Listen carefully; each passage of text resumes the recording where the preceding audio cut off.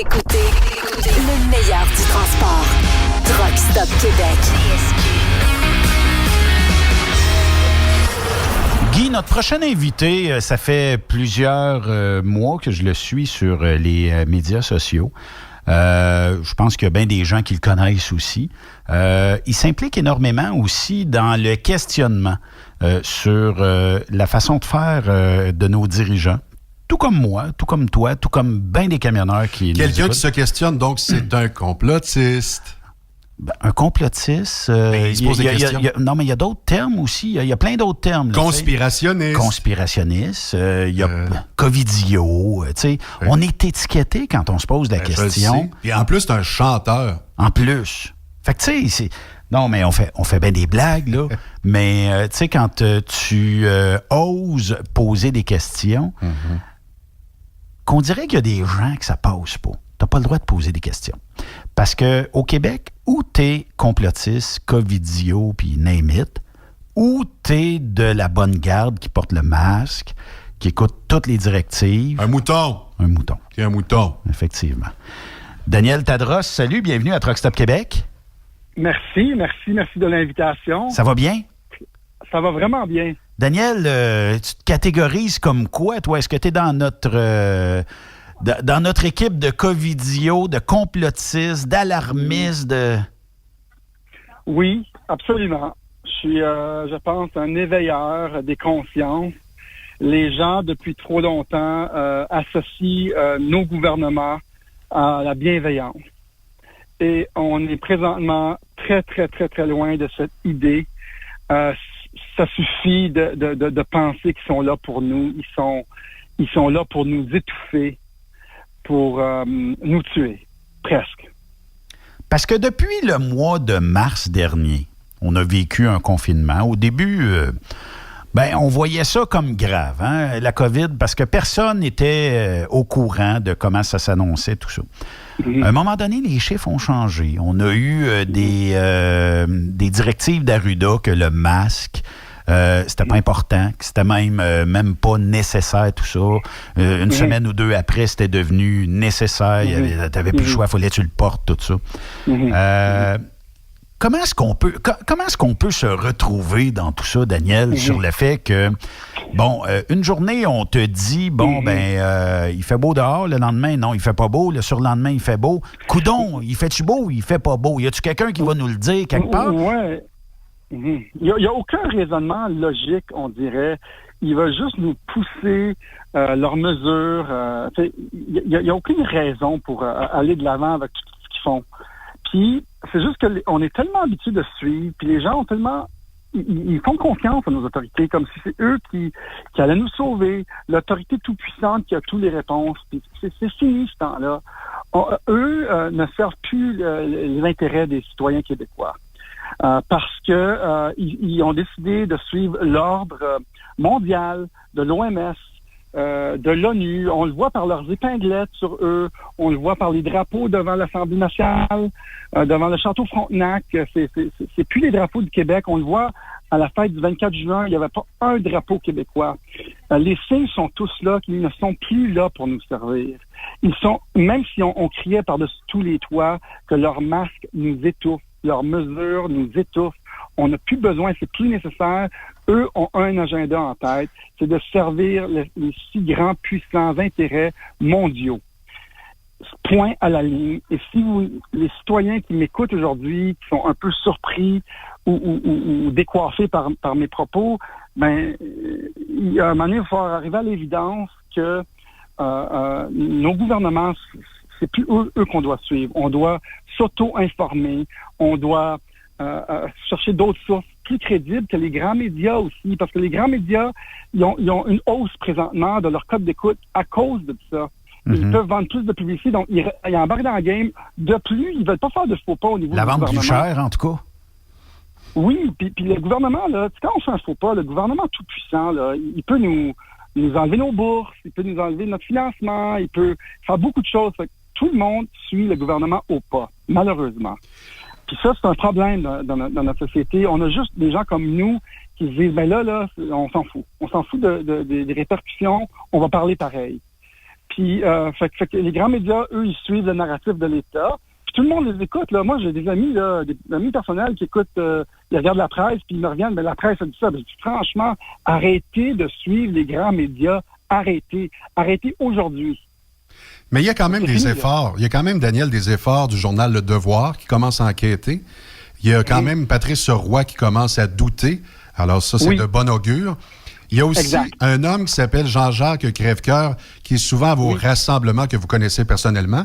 Puis M. Jean-Jacques Crèvecoeur disait récemment dans une vidéo, les contradictions du gouvernement, de la santé nationale, c'est pour nous faire perdre nos repères et nous asservir en quelque sorte. Est-ce que tu penses qu'il a raison? Oui, je pense qu'ils ont complètement raison. C'est toujours des messages contradictoires, mais ça fait plus de publicité pour ce qu'ils veulent faire venir. T'sais. Ils disent oui, vaccin, non, vaccin, oui, non. Puis on est tout mélangé, on chicane entre nous. Un des buts premiers des forces qui nous manipulent depuis si longtemps, c'est de nous mélanger, de nous mettre un contre l'autre, de nous diviser. C'est clair, là, tu sais. Puis quand on est divisé, on fait spin sur Facebook pendant des semaines, pendant qu'eux continuent leur plan. Fait que, tu sais, oui, c'est positif quand on voit Patrice Roy, on voit Le Devoir quand même exposer nos propos. Il reste que, avant que le grand public puisse vraiment voir les vraies choses, on leur fait confiance, hein. Moi, j'ai mes amis proches qui me disent non, on va pas écouter Facebook ou YouTube, on va écouter Radio-Canada, puis on va écouter TVA. Eux sont dans l'ordre des journalistes, je sais pas trop quoi, là. Il y a un regroupement de journalistes pour qu'ils soient, ils gardent leur parole, ils disent des choses précises. Mais tu sais, c'est pas vrai. T'sais, ce qu'ils disent souvent, les sondages sont faux. C'est souvent tout très faux, puis très biaisé. Puis on va aller sûrement jusqu'au bout de ça parce que les gens commencent déjà à perdre confiance. C'est pour ça qu'on voit que Patrice Roy, Radio-Canada, puis Le Devoir commence à s'attarder à ce qu'on dit. Parce que sinon, ils vont perdre tout leur auditoria, leur auditeur, puis ça va être fini. Mais on doit, nous, continuer à pousser, puis comme éveiller les gens pour qu'ils réalisent que c'est du non-sens, c'est d'une incohérence complète et absurde. C'est drôle que tu parles de ça, Daniel, parce que présentement, à LCN, on passe le message en bas que la deuxième vague s'annonce pire que la première. Là, on a la phase de M. Ottawa, là. Oui, Raymond Filion. Puis là, c'est vos préoccupations, des règles mal comprises par plusieurs. Je vais te faire écouter un audio, OK? Puis, on en parle... ça, c'est comme un fantasme pour moi. Daniel, il faut que tu te fasses interviewer par Richard Martineau, OK? On l'écoute juste à l'instant. Bonjour, bon mardi. Je viens de lire sur Internet quelqu'un qui écrit en disant « Arruda a complètement créé de façon artificielle une deuxième vague. C'est totalement faux. N'importe quel journaliste avec un peu de jugement est capable de voir ça. Tout ça a été concocté. » Moi, je suis convaincu, là. Convaincu qu'il était dans une salle avec François Legault. Puis il a dit là, on va gonfler les chiffres artificiellement là, pour que les gens aient peur puis qu'ils restent chez eux. Mais quel est le but derrière ça? Pourquoi il ferait ça? Pourquoi le gouvernement ferait ça? Créer une crise économique, dire aux gens de rester en dedans chez eux. Quel est le but? Ben non, c'était fait artificiellement tout ça. My God. Vous avez vu Pascal Ferrier, cette dame d'origine française qui a envoyé de la... Qu'est-ce que tu pourrais répondre à Richard Martineau, Daniel, suite à son intro? Ça, c'est hier, 22... non, c'est toujours ce matin. Qu'est-ce que tu pourrais lui répondre? Ben, j'avoue que c'est la prochaine question de tous les gens qui ne veulent pas croire à ce qu'on avance. Parce que là, ils disent, pourquoi qu'on veut arrêter l'économie de 4 milliards de personnes? Pourquoi tous les pays veulent faire ça en même temps? Mais quand on suit la ligne d'autorité, là, puis quand on suit comment les lignes d'autorité sont financées, comme l'OMS, par exemple, chaque dollar qui rentre à l'OMS, c'est $1 de Bill Gates, OK?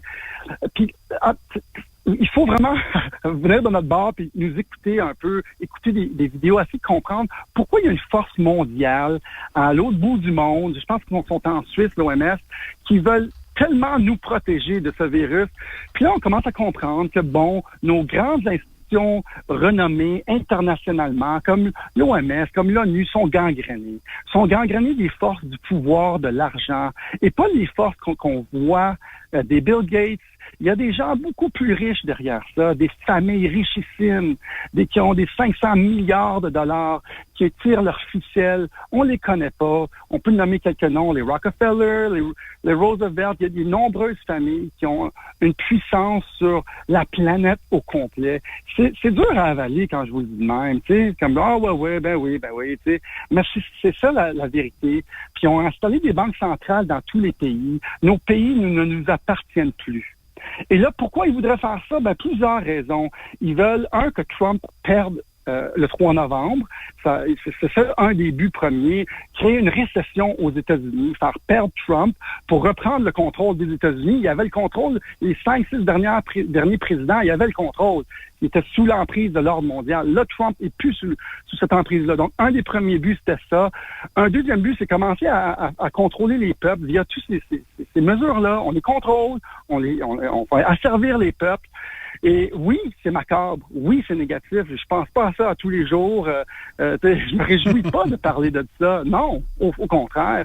Mais quand on regarde ce qui arrive, on comprend rapidement que ça n'a aucun sens, c'est incohérent. Puis seules les personnes qui croient encore que nos forces de l'ordre, nos gouvernements, sont là pour nous, mais sont pas là pour nous. Ils prennent les ordres de l'OMS, puis derrière l'OMS, puis derrière faut revoir notre monde au complet pour commencer à comprendre pourquoi ils font ça. Savez-vous qui finance si je vous nommais les 10 principaux contributeurs à l'Organisation mondiale de la santé, je vous donne l'exercice financier de 2018-2019. Il y avait les États-Unis de l'ordre de 851 millions de dollars. Ensuite, le Royaume-Uni, 463. La Fondation Bill et Melinda Gates, 455,3. Alliance Gavi, j'ai aucune idée c'est quoi, 388 millions. L'Allemagne... C'est l'Alliance pour les vaccins, je pense, je ne m'abuse ça. OK. OCHA, O-C-H-A. Le Japon, 233,9 millions. La Commission européenne, Rotary International et National Philanthropic Trust. Fait que le Canada ne fait même pas partie des 10 plus grands donateurs à l'OMS. Sauf que Trudeau s'est précipité pour payer la facture de Trump. J'ai pas rêvé ça. Ouais. Récemment. Oui. Il a levé la main en disant « Ça m'intéresse de payer là, un petit peu plus. » Nos politiciens sont dans une méchante situation, sont en l'écorce, puis je sais pas l'expression, mais ils sont mal pris, tu sais, comme il faut qu'ils suivent ça. Des fois, ils sont même, je dirais qu'ils sont peut-être menacés des fois. Tu sais, ils sont vraiment mal pris. Puis notre monde a vraiment changé sous nos yeux dans les derniers 15 ans. Puis c'est l'heure de la vérité maintenant pour les citoyens de comprendre que faut on n'est plus servi. Ils nous taxent à outrance. Ils font des crises économiques, ils font des récessions à tous les 10 ans. C'est programmé, les récessions. Ouais. Tu sais, moi, je l'attendais, la récession. C'est comme les pandémies. Si vous regardez, c'est toujours aux 100 ans. Là. On dirait que ça arrive 100 ans après une autre. C'est calculé de même. Ouais, exact. J'ai pas été assez intelligent, là, ou j'ai pas fait assez de recherche pour regarder les autres pandémies. C'est sûr que moi, je regarde depuis 15 ans, puis on voit que ça a changé dramatiquement. Puis c'est juste que le public, lui, il a pas suivi, il a pas compris ce qui s'est passé. Mais ce qui s'est passé, c'est qu'il y a un plan. Il y a un plan pour tous les pays globalisés de suivre cet ordre mondial-là. C'est un nouveau gouvernement mondial, c'est un nouvel ordre mondial qui est en effet. Puis on doit se réveiller puis commencer à trouver des solutions pour libérer les peuples rapidement parce que ils vont nous forcer tout. Hein. Ils vont nous forcer le vaccin, ils vont nous forcer. On va être à leur genoux bientôt. Quand Bush père, je ne sais pas si tu t'en rappelles, Daniel, a dit « On s'en va vers un nouvel ordre mondial », il n'y a personne qui a repris ça en disant « C'est négatif », puis pourquoi qu'il dit ça? Ça a passé free, il me semble, que tout le monde était pas mal d'accord. C'était même un bon concept. Qu'est-ce qui fait que ça a été diabolisé, ce concept-là d'ordre mondial? Depuis quand c'est satanique? Ouais. Une bonne question. Je pense que depuis que Trump est rentré, puis il nous fait réaliser que les nouvelles sont fausses. nos nouvelles sont fausses ici au Québec. La plupart des nouvelles sont fausses, sont là pour un contrôle de masse collectif. Je pense que Trump a depuis 4 ans, 3 ans et quelques, là, presque 4 ans, il nous fait réaliser que toutes les formes d'autorité qui sont là ne disent pas la vérité. Sont vraiment là pour un contrôle de masse. Puis grâce à l'Internet, depuis les derniers 20 ans, maintenant, les vérités qui étaient cachées depuis si longtemps refont surface. Parce que t'as plein de monde qui parle en même temps, qui restent, puis on peut faire nos propres recherches. Il y a beaucoup, beaucoup de positifs qui ressortent dans l'Internet. Fait qu'on on fait nos recherches, puis on commence à comprendre que ce qui nous arrive, c'est pas bon. Les médias sont faux, les médias sont contrôlés par les puissances de l'argent. On n'a jamais la vérité. Les grands médias aux États-Unis, c'est contrôlé. Et dans tous les pays globalisés aussi, ils servent des grands médias pour élire leurs marionnettes. Ils mettent leurs marionnettes en place puis ils font ce qu'ils veulent après. Ben, c'est hier que le Journal de Montréal puis le Journal de Québec avaient en front page la couleur orange quasiment sur toute la page. Puis on vendait aussi peut-être une voiture en bas ou en tout cas, peu importe, là. Mais alerte orange. Là, on paniquait. Tantôt, nous autres, on est dans le centre du Québec et on est passé de 2 à 6 personnes.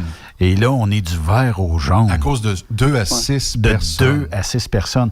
J'ai posé la question, Daniel, peut-être que tu as peut-être la réponse. J'ai jamais trouvé la réponse à ma question. Comment est-ce qu'on passe du vert au jaune? Comment est-ce qu'on passe du jaune à l'orange? Est-ce que c'est par nombre de cas, par nombre de décès, par le crayon à colorier qui me tombe sous la main quand j'en pitche 3-4 dans les airs puis du quin, aujourd'hui, c'est la couleur? Ouais, mais j'ai pas plus de réponses sur l'inverse. Comment est-ce qu'on va passer d'orange dans la région de Montréal, Québec et les environs à jaune et à vert? J'ai comme l'impression que ça, c'est selon l'humeur du jour. C'est un beau concept. Ils sont brillants, nos médias, puis notre gouvernement sont brillants. Vous vous souvenez quand il y avait Bush Junior, là, quand ils sont allés en Irak, il y avait le même code de couleur. Dangerosité jaune, c'est la meilleure façon de faire paniquer. Une couleur, puis ça dit tout. Mais c'est un truc. Ne tombez pas dans le panneau. Arrêtez d'écouter les médias, ça donne rien. Il va falloir trouver d'autres façons de se... je sais pas, d'avoir nos informations. Ça, c'est une joke. Moi, je peux pas te répondre à ta question. Je m'en fous. C'est une farce. Puis c'est un bon moyen de contrôler les masses. Mais tu comprends ma question, c'est parce que je l'ai posée, puis il me semble que j'aurais aimé ça dans les points de presse, qu'un journaliste se lève puis qu'il dise « Expliquez-nous votre façon de penser, de passer... » Mais il n'y a pas un journaliste qui est capable de la poser, puis on limite les journalistes en plus, mais les questions, c'est quasiment « Avez-vous été à la pêche, M. Legault, dernièrement, puis avez-vous pogné beaucoup? Vos tartelettes, ça goûte bon? » Ben, on le voit rapidement. Moi, si on est le moindrement intelligent, on regarde ce qui se dit, là, puis il n'y a aucune vraie question qui est posée là. Arrêtez-moi ça, là. Moi, c'est d'aucune pertinence ce qu'ils font. Ils travaillent juste sur la peur. Ils veulent juste nous faire peur. C'est tout, puis ils font ça depuis 6 mois. Puis le peuple québécois est tanné. Puis ils vont s'autodétruire, je pense. Les grands médias qui continuent. Malheureusement, ça marche encore, tu sais, mais il y a de plus en plus des gens dans mon groupe qui éveillent les autres, puis qui se disent là, arrêtez là, écoutez-le plus. Puis quand on va débrancher tout le monde, les nouvelles de 6 heures, puis on va trouver d'autres médias. Moi, j'ai ma chaîne YouTube, elle marche super bien. J'ai jamais eu autant de gens qui me suivent, là. Puis moi, je suis là pour la vérité. Je suis pas là pour ma cause à moi, là. Fait qu'ils vont tout aller sur les autres médiums alternatifs, là, le web, puis ils vont s'instruire là, puis ils vont laisser tomber la vieille bullshit qui nous sert depuis si longtemps. Puis parce qu'il y a aucun raisonnement intelligent à avoir. Tu me poses la question, puis je sais même pas quoi te répondre. Ça fait longtemps que moi j'ai pas écouté les nouvelles là, depuis longtemps, là, depuis après 6-8 mois. Là. Daniel, en 2004, Daniel, toi et ton frère, moi aussi, on était sur une flaube. Et c'était la fête du Père Noël à Sherbrooke. Alors, peut-être que tu t'en rappelles. Ah oui? Avec Jean-Yves Lemay, excusez. Puis, c'était un autre contexte. On était dans l'amour, le bonheur, ça allait très bien. Est-ce qu'il y a un peu de rancœur? Réponds si tu veux, puis réponds pas si tu veux pas. Là. Est-ce qu'il y a un peu de rancœur parce que vous avez connu du succès, mais en parallèle des médias? Alors, non, mais c'est vrai, pareil. Les médias mainstream vous ont jamais poussé. Est-ce qu'il y a un petit peu de rancœur, dans le fond? Non, pas du tout, en fait. Pas du tout. Mais jadis, je voulais l'attention, l'article des grands médias. Tu sais, c'était quelque chose que tu voulais, tu sais. Je pense que ce que ça nous a appris, surtout moi et Eric, c'est d'être capable de faire ce que tu veux dans la vie à ta façon, tu sais. De continuer à y aller, d'avoir un esprit libre, critique, de surmonter les obstacles. Je sais pas, puis là, je me retrouve dans cette situation-là qui m'énerve. Puis maintenant, je regarde les grands médias puis je dis, waouh, on veut rien savoir. On a des façons alternatives. On va chercher beaucoup plus de gens. On peut aller chercher 1 million de personnes à un post. Là, c'est facile. Oui. Là. J'ai les gens de la France qui me suivent. Il y a aucune rancœur, zéro du tout. Mais nous, moi j'ai cette verve de me battre, tu vois. Et là, ça ressort là, puis je pense que je les regarde même pas les grands médias. Mais j'ai rien contre, je veux dire. Mais ils suivent trop le narratif de l'État. C'est ça ma critique présentement. Puis ils sont trop conformistes. Ils regardent pas l'extérieur de la boîte. Moi, toute ma vie, j'ai regardé à l'extérieur de la boîte. Ah, les grands médias veulent pas nous suivre, on va faire d'autres choses. OK, on va faire ci, on va faire ça. Mais là, tu les vois, puis ils sont tous comme des robots à répéter les mêmes bêtises d'un gouvernement qui ne nous sert plus. Daniel, j'aimerais savoir si jamais j'avais une émission à diffuser sur un réseau, que ce soit un réseau privé ou encore à Télé-Québec, à Radio-Canada, puis qu'on avait un débat. Je sais qu'en France, on en parlait tantôt avec Patrick Pinson, ils ont des émissions à débat. Ici, c'est impossible. C'est comme unidirectionnel. C'est formaté ici. C'est très formaté. Qui verrais-tu autour des micros? Qui pourrait s'affronter dans le camp A et le camp B? Alexis Cossette-Trudel, qui est très populaire sur YouTube, Facebook, avec plus de 100 000 visionnements à chaque fois, évidemment, qu'il publie, serait peut-être du panel. Mais est-ce que tu vois d'autres gens qui pourraient contribuer pour avoir un débat d'idées qu'on n'a pas au Québec?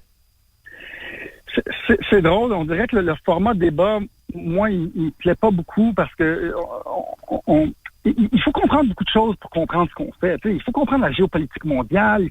Il y a beaucoup de choses à comprendre. Quand ça fait longtemps que tu cherches derrière le rideau, tu comprends des choses. Puis avoir un débat sur des gens qui n'ont pas étudié ça, si on veut, étudier la politique américaine, étudier la géopolitique mondiale, étudier tout le reste. Il y a plein de choses à savoir. Puis je vois le débat insignifiant un peu. Mais pour répondre à ta question, bon, il y en a d'autres qui sont des bons complologues.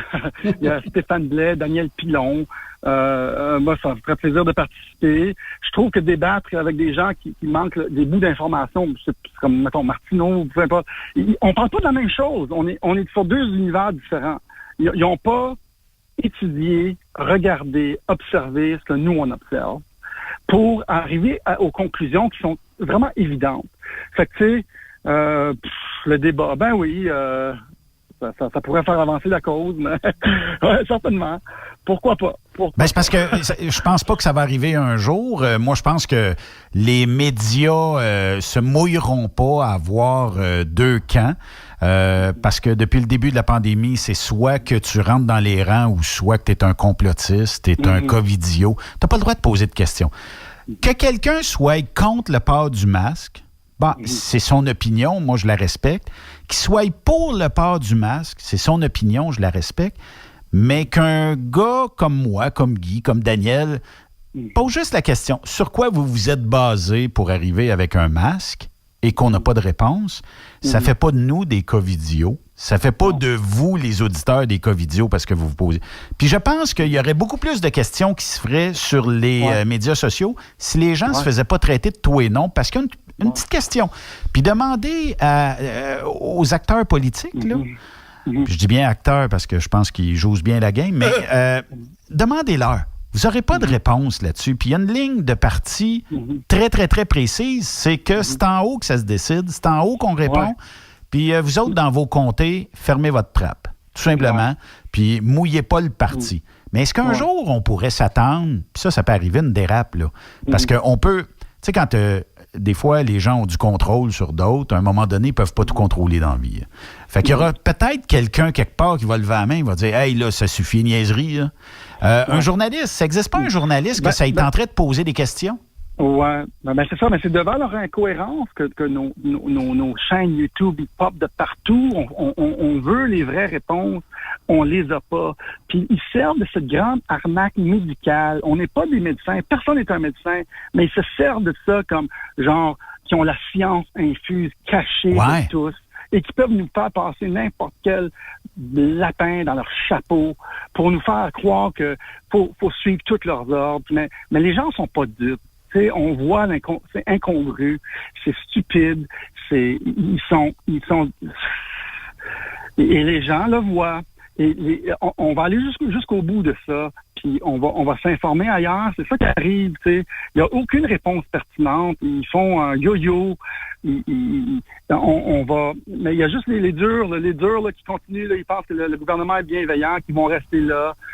Mais la chute va être brutale parce que ils ont pas, je pense pas qu'ils ont l'intention de nous répondre. Ils ont juste l'intention de continuer le déploiement de l'ordre mondial, de l'OMS et de l'ONU et de ces grandes institutions gangrénées qui veulent une seule chose, qu'on obéit aux ordres donnés de là-bas. Puis il y a un plan derrière ça. C'est les peuples. Tous les secrets de société sont en train de sortir. Ça semble gros, mais c'est gros.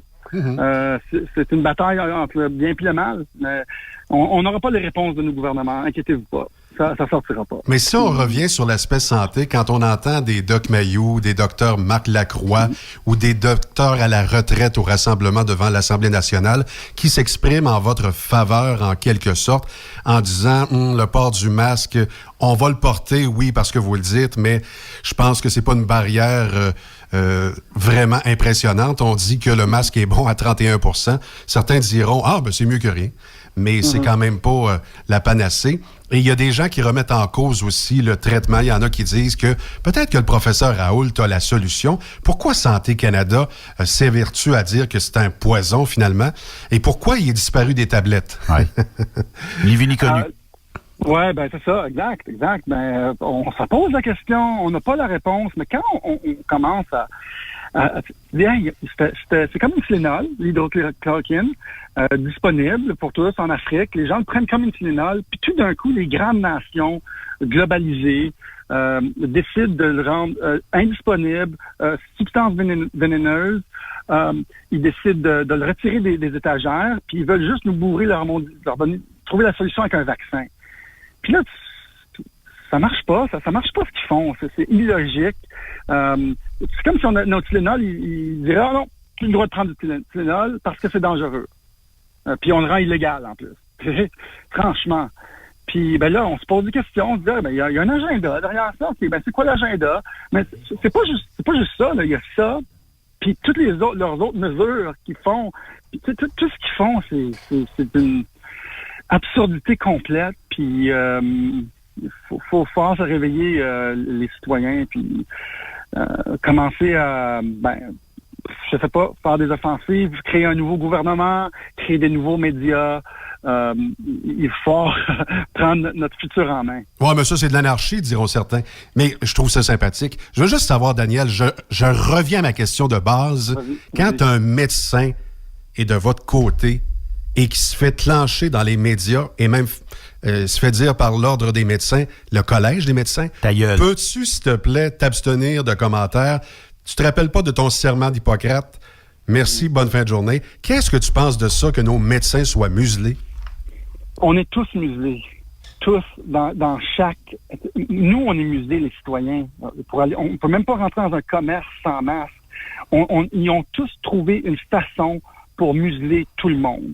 Puis les médecins, tu dis, je sais pas combien d'années, 10 ans, puis là, tu nourris ta famille, tu fais un bon salaire, puis tout d'un coup, tu vas-tu aller parler contre l'État pour qu'il t'enlève ton droit de pratiquer? Non. Non, tu vas dire que je vais ça a coûté cher d'études. Ouais, tu sais. Même chose pour les infirmières, puis ils se font remettre à l'ordre. Il y en a qui parlent, mais tu sais... ils font attention. Tout le monde fait attention. Même moi, des fois, j'ai peur d'être suivi par les services secrets. Je vous niaise pas. J'ai peur d'avoir des amendes. Fait qu'on se calme les nerfs. C'est pas compliqué. Le gouvernement, ils ont le pouvoir complet sur nous. complet. Une business, disons, qui décide de dire le contraire, nous, on ne suit pas ça. Ben, ils vont se faire rabrouer, là, ils vont se faire taxer, ils vont faire... fait que c'est bon pour tout le monde. On est dans une dictature, officiellement. On vit dans une dictature ici au Québec. Puis, malheureusement, c'est comme, je sais pas, Cuba. Puis en plus, ils nous disent de dénoncer notre voisin comme à Cuba. Ah là, mon voisin, là. Un État policier. Malheureusement, tu as raison. C'est ça qui est dommage. Puis moi, j'ai fait des podcasts en mars, avril, mai, juin, juillet. Puis quand j'avançais ça en disant, les complotistes, ils ont peut-être raison sur certains aspects. Là, mes collaborateurs disaient, Guy, ils sont vraiment dans le champ gauche. Puis là, je disais, oui, mais le gouvernement leur donne de l'oxygène. Ce qu'ils avancent dans leurs médias sociaux s'avère. Alors, ce que vous disiez en mars et avril est en train de devenir vrai aujourd'hui. Alors, c'est plate, parce qu'il y a des camionneurs qui sont à l'écoute présentement en disant « Je peux pas croire qu'on leur donne du temps d'antenne, mais maudite affaire, je vous suis assez pour savoir que tout ce que vous avez dit en mars, avril, mai est en train de se concrétiser aujourd'hui. C'est dommage, mais c'est vrai. Ouais. J'aimerais peut-être une petite question au quiz. Parmi les gens qui sont traités de complotistes, conspirationnistes dans les rassemblements, lequel vous fait le plus honte? Personne ne fait honte. On a le droit de parler, tu sais. Juste de dire ce qui marche pas, on a le droit. On a toujours eu le droit. Puis là, tout d'un coup, il faut se sentir coupable pour dénoncer. Il faut se sentir coupable. Ils nous traitent de récalcitrants. On n'a jamais eu ce ton-là venant d'un gouvernement au Québec. Tu sais, ils ont un ton condescendant, infantilisant. On n'a pas à se sentir coupable de rien. Puis il n'y a aucun qui fait honte présentement. S'ils ont pris leur courage, plus que 99% de la population, pour parler, pour dénoncer, il n'y en a aucun qui fait honte. Même s'ils se trompent, ou même si des fois ils pourraient dire des choses qui sont peut-être exagérées, il n'y en a aucun. Il manque plus de courage que de bonnes idées ou d'idées. Puis moi, je mets tous ces gens-là sur un piédestal, puis allez-y, puis informer les autres. Puis la plupart des gens, ils pensent comme nous. Mais ils sont juste pas game d'avoir le contre-coup de leurs amis, de leur famille. Il y a des chicanes. Moi, j'ai perdu des gens autour de moi, là. C'est clair. Parce que, où ils ont peur. Puis aussitôt que tu commences à parler, tu déranges quelques-uns parce que là, faut comme suivre. Puis le gouvernement, lui, il commence à dire on n'est pas gentil, puis mais on n'a jamais eu ce genre de ton-là. C'est le gouvernement qui est responsable présentement de tenir un ton de cette façon-là. Parce que nous, les complotistes, là, les complologues, on dit aux gens dans la paix, dans l'harmonie, on y va pacifiquement. Puis eux, de leur bord, le grand gouvernement si puissant, sont en train de dire on va les envoyer, je sais pas, à Gagnon, sont en train de dire toutes les affaires négatives. C'est vrai. C'est eux qui sont dans le tort, pas nous. Ouais. Nous, on a le haut du pavé là, au niveau on est moralement bon. On fait la bonne chose. Ouais. Daniel, si on veut te suivre, parce que ton message nous intéresse, on veut suivre les nouvelles que tu propulses via ta chaîne YouTube, on peut te rejoindre. Est-ce qu'on fait une recherche sur Daniel Tadros ou sur Digital World Citizen? Oui, exactement. Il y a Daniel Tadros sur Facebook. Puis il y a Digital World Citizen, citoyen digital du monde sur YouTube. Les liens sont partagés sur les deux plateformes. Puis je suis très actif. Ça me plaît beaucoup de réveiller les gens. Là, Daniel, en terminant, j'aimerais que tu refasses une autre chanson à Marie-Chantal Toupin, parce que tu en as vendu une, là. Mais ouais. Je pense qu'elle est due pour une autre, OK? Tout ce qu'on veut pour Noël, c'est de l'amour. Hein? Exactement.